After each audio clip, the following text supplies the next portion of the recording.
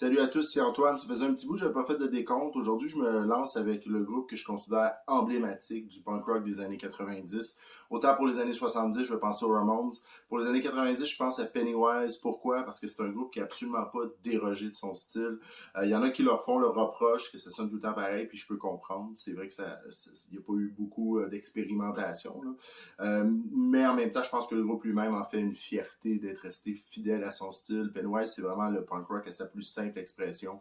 Et le terme simple n'est pas péjoratif. Ici, c'est plutôt comme exemple Rancid qui a flirté avec le ska ou le reggae, autant Strung Out avec le métal, Lagwagon aussi, tant qu'à ça, Propagandhi aussi avec le métal. Donc bref, Pennywise, c'est vraiment le punk rock pur et dur.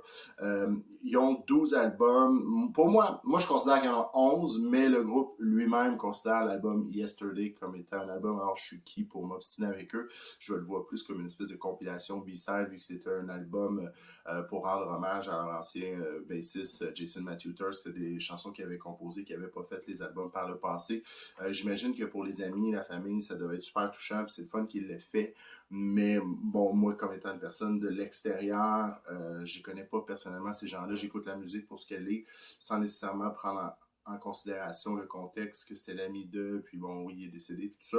Et je suis obligé d'admettre quand même que, somme toute, c'est le moins bon album de Pennywise. Il y avait une bonne raison pour laquelle ces chansons-là n'avaient pas fait les albums par le passé. Alors, je le classe en dernière position, malheureusement, mais quand même, c'est vraiment le fun qu'il l'ait fait, ne serait-ce que pour sa famille. Donc, il reste les 11 autres albums, sont très très près les uns des autres, parce que oui, c'est vrai que Pennywise reste extrêmement fidèle à son style. Par contre, on peut quand même noter une certaine évolution, surtout dans la production, puis aussi dans la composition. Ça reste du punk rock, mais ça devient de plus en plus mélodique. Surtout les 5 premiers albums de l'album titre Pennywise à Straight Ahead, il y a quand même une évolution assez importante d'un album à l'autre sur le plan du son. Puis après Straight Ahead, ils vont atteindre une espèce de plateau avec Land of the Free, From the Ashes, Fuse, qu'on pourrait quasiment interchanger des chansons d'un à l'autre sans trop s'en rendre compte, ou un petit peu à cause de la production, mais somme toute, ça pourrait passer, je pense. Il y a Reason to Believe qui est un peu dans la même direction, mais le son des guitares est un peu plus métal sur Reason to Believe, donc pour ça, il se distingue un peu. Puis ensuite, bon, changement de chanteur, Yesterday, puis le tout dernier album qu'on pourrait dire que c'est une autre phase. Alors voilà, donc j'ai dit 12e position Yesterday. En 11e position, j'y vais avec The Fuse, qui est malheureusement l'album qui a un petit peu passé inaperçu. D'ailleurs, j'avais même pas pris conscience que cet album-là était sorti. À l'époque, je me promenais, j'allais souvent faire des tours dans des magasins de disques, aller zioter un peu, puis dépenser beaucoup trop d'argent, ça c'est une autre histoire. Puis j'ai vu, Pennywise a sorti un nouvel album, je pense que ça faisait comme 3 mois qu'il était sorti, je n'avais absolument pas entendu parler. Puis l'album est un peu reflet de ça, je l'écoute, puis je trouve pas qu'il y a beaucoup de chansons mémorables. Il n'y a rien de mauvais comme tel, c'est juste pas mémorable. Il y en a quand même 3 que j'aime beaucoup. La toute première Knockdown, qui était le premier single que j'ai entendu beaucoup plus tard, mais bref, c'était ça. Closer, que j'aime beaucoup, puis la toute dernière tune, Lies. Donc ces 3-là, je les aime vraiment beaucoup. Mais le reste de l'album, malheureusement, je trouve pas ça très mémorable, même si c'est pas mauvais pour autant. Ensuite, en 10e position, c'est un album, je dois admettre que j'ai fallu que j'y réécoute beaucoup Pennywise pour faire mon décompte. J'ai quand même trouvé ça difficile à faire. Puis, j'aurais jamais pensé que cet album-là se retrouverait en 10e position parce que, somme toute, je l'aime beaucoup. Mais j'y vais avec Land of the Free. J'adore la toute première, Time Marches On, la chanson titre Land of the Free. Bon, il y a Fuck Authority qui est comme entre guillemets le hit de l'album, celles qui vont tout le temps jouer en show pour représenter cet album-là. Je la trouve un petit peu surévaluée en ce sens-là, dans le sens que oui, je la trouve bonne, mais je trouve qu'il y a des chansons sur cet album-là qui sont vraiment meilleures, comme la chanson suivante, Something Wrong With Me ou Enemy. J'aime beaucoup Twist of Fate et la toute dernière, Anyone Listening. Je les ai vus en show pour la tournée de cet album-là, puis il avait juste joué 3 chansons. Il avait joué Fuck Authority, My God, puis The World, puis je trouve ça un peu dommage parce qu'à partir de cet album-ci, donc tout ce qui est après Straight Ahead, le band a plus ou moins assumé leur nouvel album, tu sais, comme ils jouaient 2-3 nouvelles tunes, puis tout le reste, c'est vraiment du vieux stock. Puis je sais que beaucoup de gens, les fans old school sont contents d'entendre du vieux stock, mais moi j'aime quand un band assume ces nouvelles tunes. D'ailleurs, quand ils sont venus pour le tout dernier album, Never Gonna Die, ils ont juste joué une tune de l'album live. Je trouve ça un peu dommage parce qu'il est quand même très bon. Donc, Pennywise, il y a quelque chose de très nostalgique. D'ailleurs, c'est un thème qui va revenir même à travers les chansons elles-mêmes. Alors, voilà, tout ça pour dire que Land of the Free se retrouve en 10e position, même si je le trouve bon, c'est juste que les autres, je les trouve un peu plus mémorables. Je dois admettre que la deuxième moitié de l'album, à part la toute dernière chanson, je trouve que ça s'épuise un peu. Donc, c'est ça. Ensuite, ce qui m'amène à la 9e position, j'y vais avec Reason to Believe. Celui que je disais qui est un peu dans la lignée justement de Land of the Free from the Ashes de Fuse, mais avec un son un petit peu plus métal. Pourquoi il est plus haut que Land of the Free? Tout simplement parce que je trouve qu'il s'écoute un petit peu mieux de A à Z. La première chanson, Intro As Long As We Can, j'aime beaucoup. One Reason aussi. Fate and Hope, la piste numéro 3 qui est ma préférée sur l'album. Something to Live For, The Western World. Donc il y a beaucoup de bons trucs. La toute dernière, Die For You.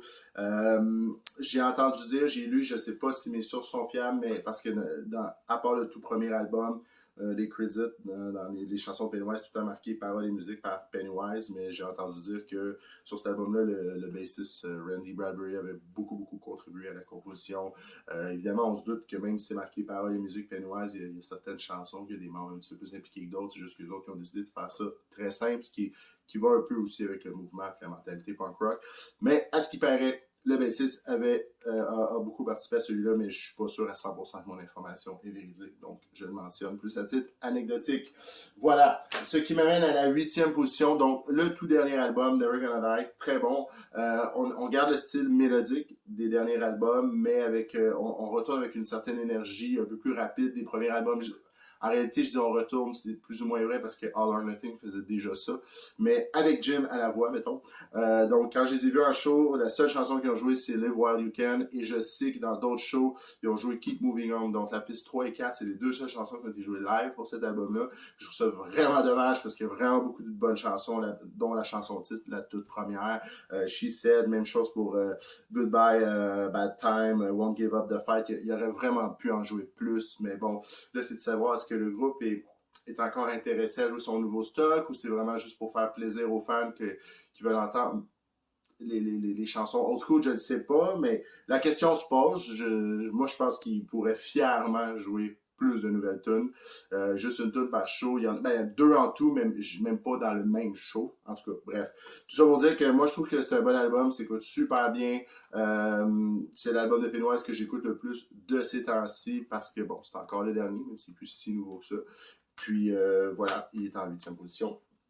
Ce qui m'amène à la 7e position, avec un album que je pense qui est sous-évalué, qui a passé un peu inaperçu comme The Fuse, peut-être pas autant que The Fuse, mais c'est From the Ashes, qui est l'album qui est sorti après Land of the Free.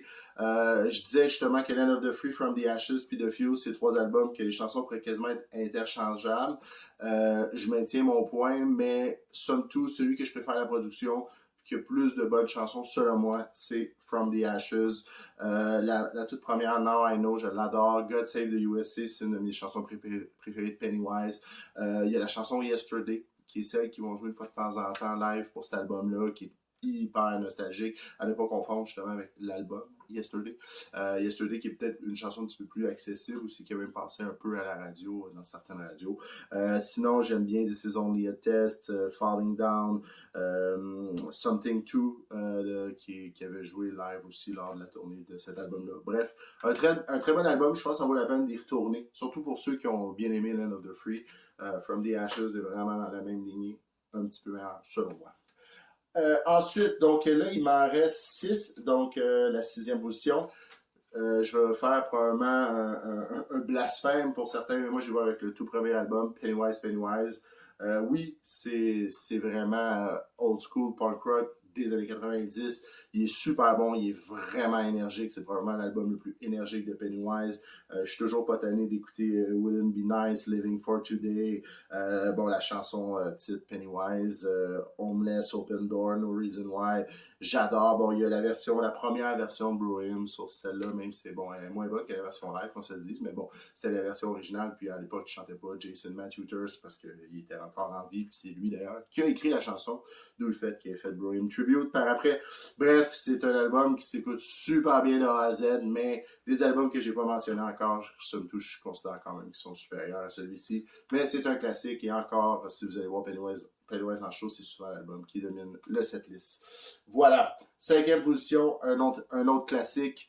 J'y vais avec About Time. About Time, honnêtement, dans mes premières écoutes, je me suis questionné sérieusement si je n'allais pas le mettre en première position. Donc, tous les prochains albums étaient potentiellement des premières positions.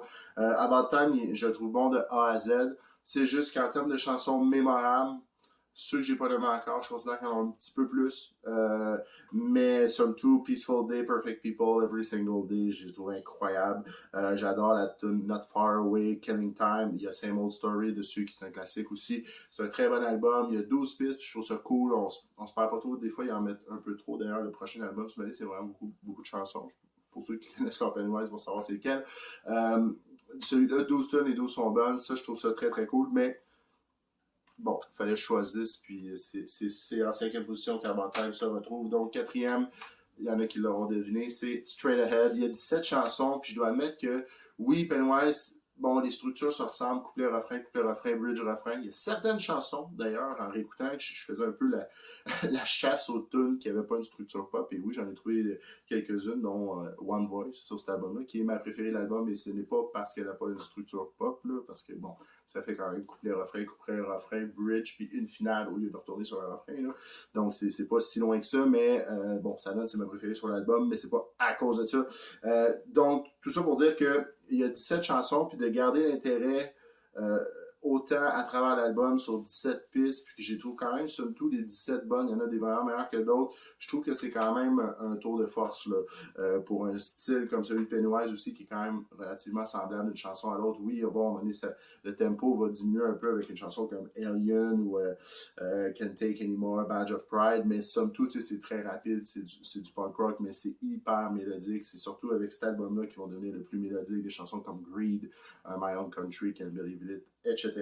Un excellent album. Une vers la fin, Never Know, que j'aime beaucoup aussi. Donc, puis ils ont fait un album live suite à cet album-ci. Je le montre brièvement, là, il ne fait pas partie de ma liste officiellement, mais Live de Kid Club, qui est vraiment un excellent album live. Dans les albums live de punk rock, c'est un de mes préférés. Bref, alors, les 3 derniers, ben celui que je classe en 3e position, non, je ne l'avais pas oublié. Je considère qu'il est vraiment excellent. Pour moi, c'est un des meilleurs albums de Pennywise. Il aurait pu être en première position, mais il y en a quand même 2 que je préfère. C'est All or Nothing avec l'autre chanteur, le fameux autre chanteur, celui qui a chanté, qui a été juste sur un album, qui était dans le groupe Ignite. Cet album-là est incroyable. Il a tellement fait du bien quand il est sorti. Ça changeait un peu le son. Oui, les tunes sont relativement prévisibles avec, encore une fois, des gros refrains qui sont sing-along, beaucoup de wow, puis de bon, tout ça, tout ce qu'on aime de Pennywise est là, mais avec une nouvelle énergie, puis l'album, il reprend vraiment la vitesse du vieux stock là, à la Pennywise et l'album On the Road, là, surtout, là, c'est les 2 premiers. Moi, la chanson titre, j'aime beaucoup Revolution, que j'adore. Let Us Hear Your Voice, le refrain dans ce tune-là, je le trouve vraiment très très bon. Song of Sorrow, We Have It All, Tomorrow. Pour moi, All or Nothing est vraiment un album qui mérite d'être écouté.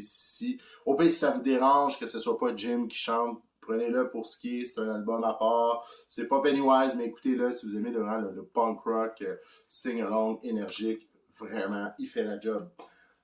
Ce qui m'amène à la 2e position, qui était l'album que j'ai toujours classé en première place d'habitude dans le passé.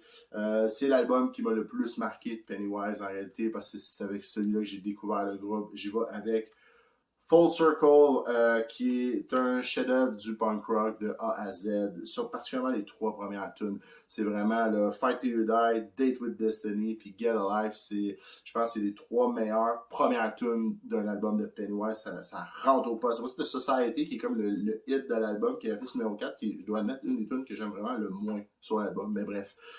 Sinon, You'll Never Make It, je l'adore. Did You Really? Il y a Bro Hymn Tribute, qui est maintenant la version de Bro Hymn qu'on connaît tous là, avec les wow, mais live avec plein de voix puis tout ça. Cet album-là, c'est la définition du punk rock, selon moi, des années 90. Comme je disais tantôt, à sa plus simple expression. Full Circle, c'est vraiment un chef-d'œuvre, mais je suis obligé d'avouer qu'il y en a un qui l'a surpassé après plusieurs réécoutes. À ma grande surprise quand même, je pensais pas. Mais en première position, pour moi, Pennywise, mon album préféré, c'est On the Road.